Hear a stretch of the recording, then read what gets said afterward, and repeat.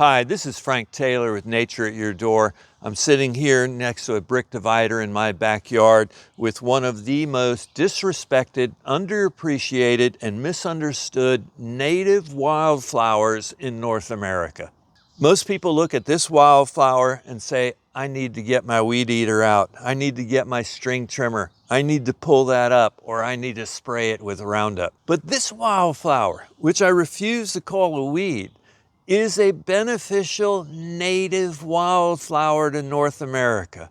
It's beneficial and it supports an entire ecosystem. This plant that many call a weed is known as daisy fleabane, Philadelphia fleabane, common fleabane, or annual fleabane. And there is over 200 species across North America, and you can find it in every state on the continent. In this video, I hope to convince you that this is a wonderful plant. This is something you should respect and value and keep and protect in your yard with other native flowers and species. Fleabane belongs to the genus Erigeron, part of the daisy family, and it's the same family as sunflowers and asters. Around the world, there are nearly 400 species, and here in North America are about 170 native species. Take a look at these beautiful, bright, daisy-like flowers. They may look simple at a first glance, but they're actually incredibly intricate. Each flower is really a composite flower. It has a bright yellow central disc that is actually made up of hundreds of complete flowers called disc flowers. These flowers are surrounded by dozens of tiny, delicate white to pink ray flowers.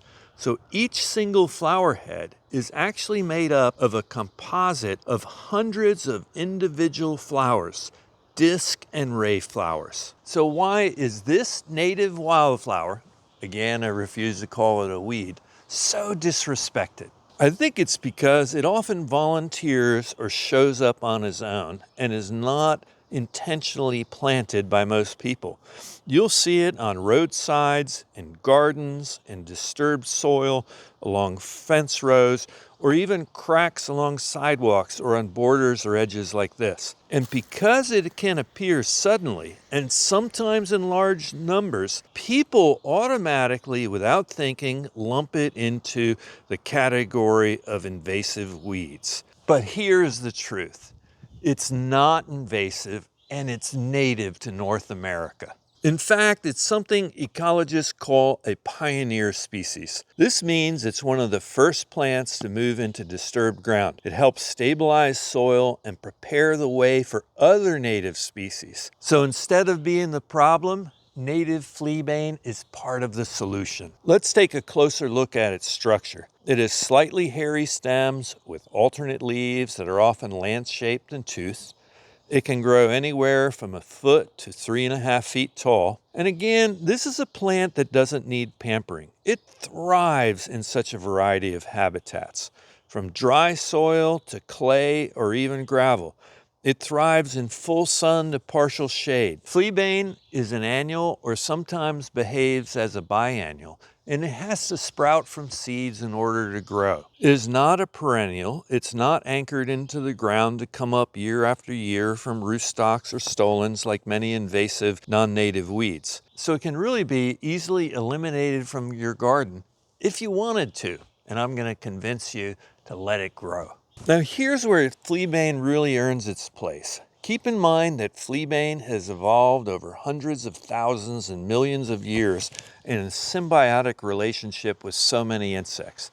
This plant is alive with activity. It supports native bees and flies that are incredibly important pollinators themselves as well. Several butterfly species, wasps and other beneficial insects, and even more specialized, it serves as a host plant for the Lynx Flower Moth. This means that without fleabane, the Lynx Flower Moth cannot complete its life cycle. There are at least 7 species of pollen specialist bees. They have to have the pollen of this species in order to survive. And don't underestimate the importance of native bees. For example, a single mason bee is capable of pollinating as much as 100 honeybees. Mason bees have a 95% pollination rate, compared to a 5% pollination rate for our honeybees. And keep in mind, honeybees are non-native. So when you pull this plant out, when you weed eat it, when you cut it down, when you spray it with Roundup, you're just not removing a flower. You may be removing an entire native microhabitat. So look,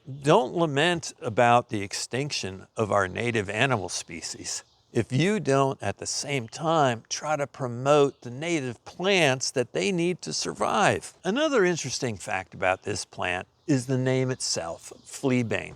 The name comes from the word flea and bane meaning to repel. So Fleabane was expected to repel fleas. In fact, for hundreds of years, it was used as such. Fleabane was dried, hung in cabins, it was stuffed into straw ticks, all with the belief that it repels fleas. However, with this particular plant, unlike some other plants, it was never found scientifically to actually work. Over the years, the name Fleabane still stuck, and we call it Fleabane today. So here's the takeaway.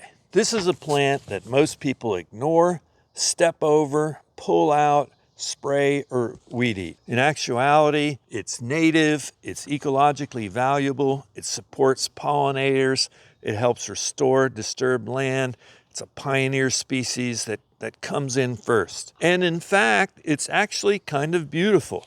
So you can help combat the extinction crisis and support local biodiversity by allowing and encouraging the growth of this very valuable wildflower. You can help biodiversity by encouraging and allowing this plant to naturally appear in your yard and go through its life cycle. So I hope you enjoyed this episode of Nature at Your Door, and I hope that you're going to look at Fleabane in a different way and maybe allow it to participate in biodiversity in your yard. Remember, if you like what I do on this channel, please subscribe, give me a like, and leave me a comment. I love hearing from my viewers. And remember, I cover all things nature, from frogs, toads, snakes, turtles, the myriapoda, insects, trees, wildflowers, and fungi.